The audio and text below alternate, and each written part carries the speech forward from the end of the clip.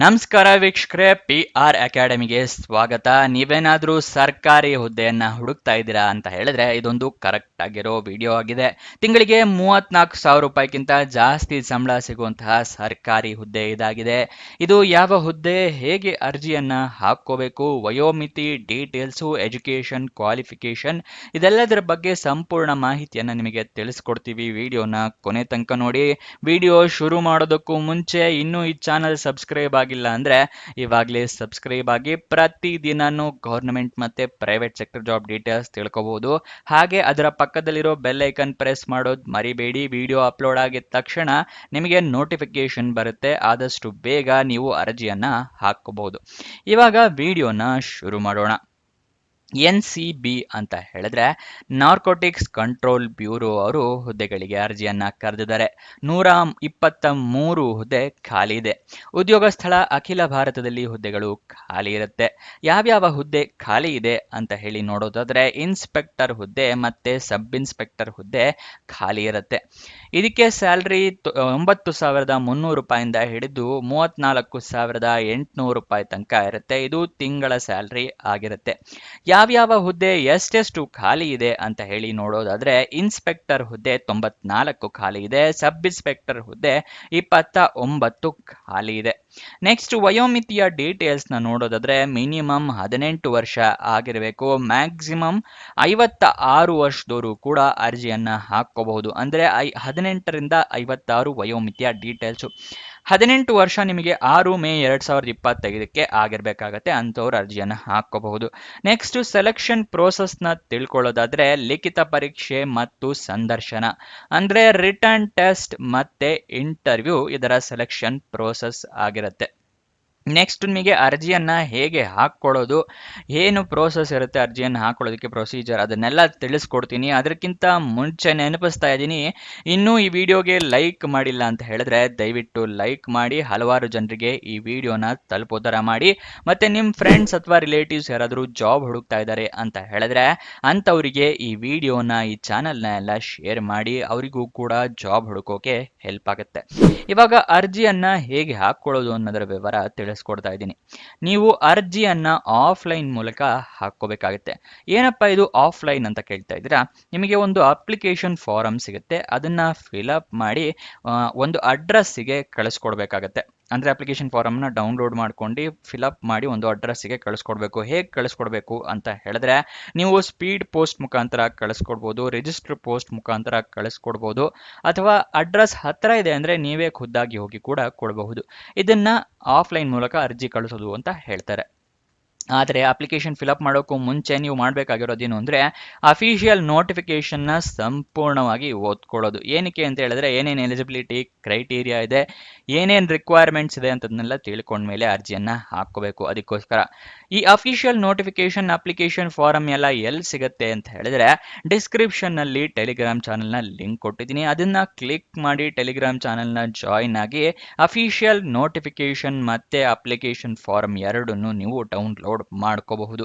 Download ಮಾಡ್ಕೊಂಡ್ರಿ ಇವಾಗ ಯಾವ ಅಡ್ರೆಸ್ಸಿಗೆ ಕಳಿಸ್ಕೊಡ್ಬೇಕು ಅಂತ ಕೇಳಿದ್ರೆ ಸ್ಕ್ರೀನ್ ಮೇಲೆ ಅಡ್ರೆಸ್ನ ತೋರಿಸ್ತಾ ಇದ್ದೀನಿ. ಎರಡು ಬೇರೆ ಬೇರೆ ಅಡ್ರೆಸ್ ಇದೆ. ಇನ್ಸ್ಪೆಕ್ಟರ್ ಹುದ್ದೆಗೆ ಬೇರೆ ಕಡೆ ಕಳಿಸ್ಕೊಡ್ಬೇಕು, ಸಬ್ ಇನ್ಸ್ಪೆಕ್ಟರ್ ಹುದ್ದೆಗೆ ಬೇರೆ ಕಡೆ ಕಳಿಸ್ಕೊಡ್ಬೇಕು. ಎರಡನ್ನೂ ತೋರಿಸ್ತಾ ಇದ್ದೀನಿ.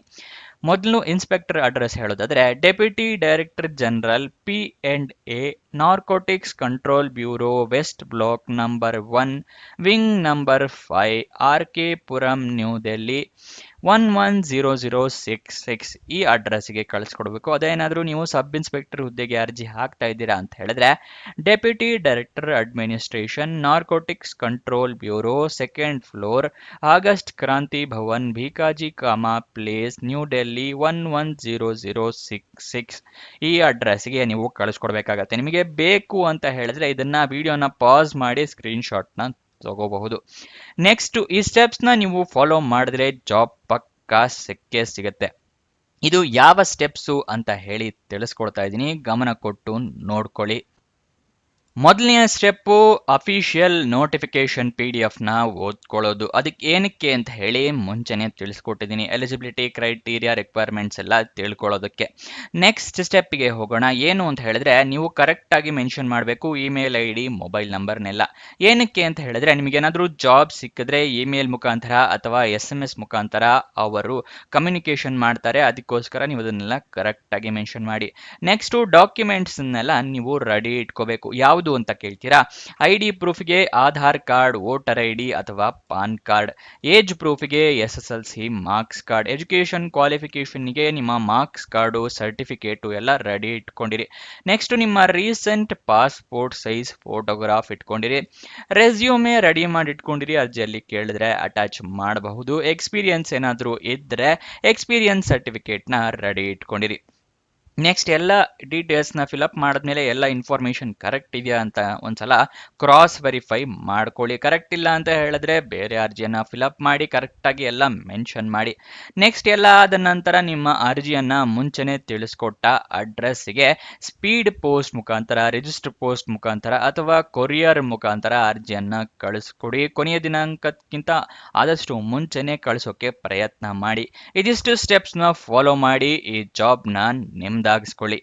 ನೆಕ್ಸ್ಟು ಅಪ್ಲಿಕೇಶನ್ ಓಪನ್ ಆಗಿದ್ದ ದಿನಾಂಕ ನೋಡೋದಾದ್ರೆ 7 ಮಾರ್ಚ್ 2025, ಕೊನೆಯ ದಿನಾಂಕ 6 ಮೇ 2025. ಕೊನೆಯ ದಿನಾಂಕ ತನಕ ವೇಟ್ ಮಾಡೋದಕ್ಕೆ ಹೋಗಬೇಡಿ, ಆದಷ್ಟು ಬೇಗ ಅರ್ಜಿಯನ್ನ ಹಾಕ್ಕೊಳ್ಳಿ. ನೆಕ್ಸ್ಟು ಅಫಿಷಿಯಲ್ ನೋಟಿಫಿಕೇಶನ್ ಬೇಕು ಅಂದರೆ ಅಫಿಷಿಯಲ್ ವೆಬ್ಸೈಟ್ ಅಡ್ರೆಸ್ ಬೇಕು ಅಂದರೆ ಸ್ಕ್ರೀನ್ ಮೇಲೆ ತೋರಿಸ್ತಾ ಇದ್ದೀನಿ.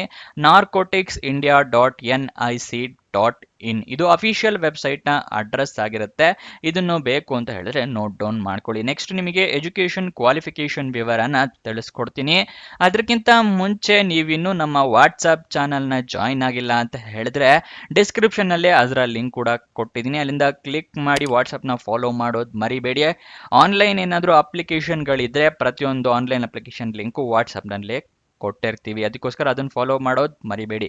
ಇವಾಗ ಎಜುಕೇಷನ್ ಕ್ವಾಲಿಫಿಕೇಷನ್ ಬಗ್ಗೆ ವಿವರನ ತಿಳ್ಕೊಳ್ಳೋಣ. ಎಜುಕೇಷನ್ ಕ್ವಾಲಿಫಿಕೇಷನ್ ನೀವು ಡಿಗ್ರಿಯನ್ನು ಕಂಪ್ಲೀಟ್ ಮಾಡಿರಬೇಕಾಗುತ್ತೆ ರೆಕಗ್ನೈಸ್ಡ್ ಬೋರ್ಡ್ ಅಥವಾ ರೆಕಗ್ನೈಸ್ಡ್ ಯೂನಿವರ್ಸಿಟಿಯಿಂದ. ಇದಿಷ್ಟು ಈ ಜಾಬ್ನ ವಿವರ. ಏನಾದರೂ ಡೌಟ್ಸ್ ಅಥವಾ ಕ್ವಶನ್ಸ್ ಇದೆ ಅಂತ ಹೇಳಿದ್ರೆ ಕಮೆಂಟ್ ಬಾಕ್ಸ್ನಲ್ಲಿ ಕಮೆಂಟ್ ಮಾಡಿ, ನಾವು ಉತ್ತರ ಕೊಡೋದಕ್ಕೆ ಪ್ರಯತ್ನ ಮಾಡ್ತೀವಿ. ನೀವು ಇನ್ನೂ ನಮ್ಮ ಇನ್ಸ್ಟಾಗ್ರಾಮ್ ಚಾನಲ್ನ ಫಾಲೋ ಮಾಡಿಲ್ಲ ಅಂದರೆ ಡಿಸ್ಕ್ರಿಪ್ಷನಲ್ಲೇ ಅದರ ಲಿಂಕ್ ಕೂಡ ಇದೆ. ಅಲ್ಲಿಂದ ಕ್ಲಿಕ್ ಮಾಡಿ ಇನ್ಸ್ಟಾಗ್ರಾಮ್ನ ಫಾಲೋ ಮಾಡಿ. ಪ್ರತಿದಿನನೂ ಜಾಬ್ ಡೀಟೇಲ್ಸ್, ಜಾಬ್ ಅಪ್ಡೇಟ್ಸ್ನೆಲ್ಲ ಪಡ್ಕೋಬಹುದು ರೀಲ್ ಮುಖಾಂತರ. ಹಾಗೆ ನಿಮ್ಮ ಫ್ರೆಂಡ್ಸ್ ಆ್ಯಂಡ್ ರಿಲೇಟಿವ್ಸ್ಗೆ ಕೂಡ ರೀಲ್ ಮುಖಾಂತರನೇ ಜಾಬ್ ಡೀಟೇಲ್ಸ್ ಎಲ್ಲ ಸೆಂಡ್ ಕೂಡ ಮಾಡಬಹುದು ಇನ್ಸ್ಟಾಗ್ರಾಮ್ನಲ್ಲಿ. ಸೊ ಅದನ್ನು ಫಾಲೋ ಮಾಡೋದು ಮರಿಬೇಡಿ.